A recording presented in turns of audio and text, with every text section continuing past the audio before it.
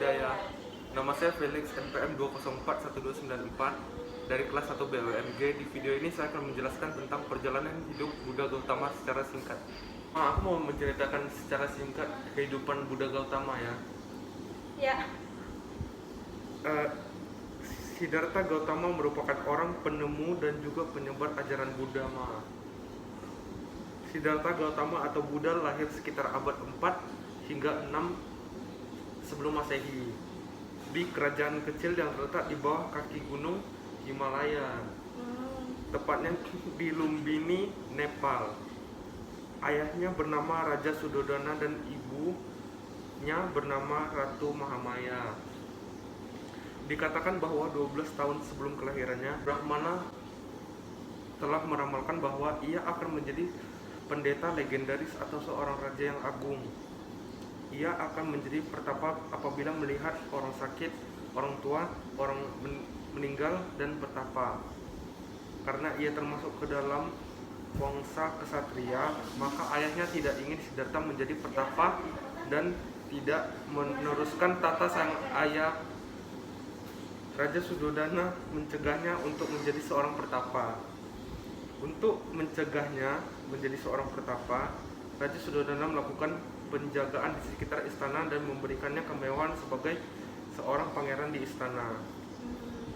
Dibekali ilmu panah, keahlian berpedang, gulat, berenang, dan lari.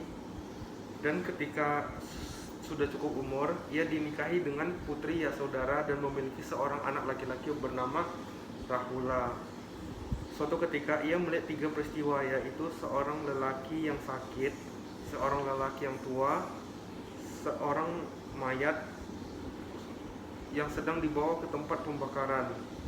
Hal tersebut memicu berbagai pertanyaan yang membawanya terus mengeksplorasi dan melihat seorang petapa yang mengundurkan diri dari kehidupan duniawi dan mencari pembebasan dari ketakutan manusia akan kematian dan penderitaan. Di usianya yang ke-29 tahun, Pangeran Siddhartha memutuskan untuk meninggalkan istana, istri, dan anaknya dan memutuskan untuk menjadi seorang pertapa dan bertujuan untuk menemukan cara untuk menghilangkan penderitaan universal yang dipahaminya sebagai salah satu ciri kehidupan manusia. Ketika berada dalam kehidupan pertapaan dan pencerahan, Siddhartha mempelajari hal tentang pertapaan selama 6 tahun dengan ajaran guru spiritual bernama Pertapa Alara Kalama dan Udaka Ramputra, dan belajar menjalani hidup baru dengan 5 orang pertapa lainnya yang kemudian menjadi pengikutnya. Siddhartha menjalani hidup dengan menahan rasa sakit, berpuasa hingga hampir kelaparan, dan menolak minum air. Siddhartha tak dapat mencapai tingkat kepuasan yang dicarinya sampai suatu saat ketika seorang gadis muda menawarinya semangkuk susu.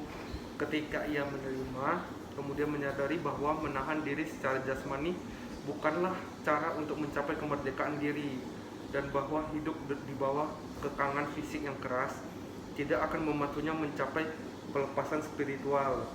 Jadi ia menerima susu tersebut, minum air, dan mandi di sungai. Sejak saat itu, Siddhartha mendorong orang-orang untuk mengikuti jalan keseimbangan daripada mengikuti jalan yang ekstrim.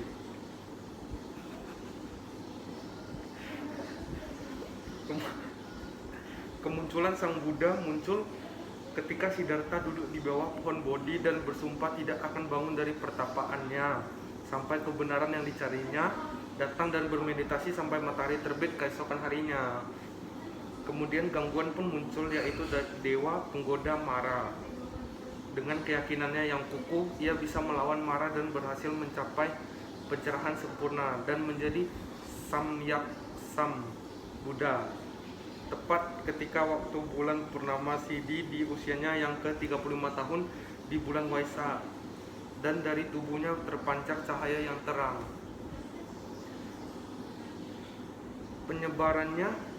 Penyebaran agama Buddha pun dimulai. Sang Buddha membabarkan khutbah pertamanya, yaitu Dhammacakkappavattana Sutta, yang berisi tentang penjelasan mengenai jalan tengah yang ditemukannya, yaitu yang itu berupa 8 ruas jalan kemuliaan dan juga 4 kebenaran mulia.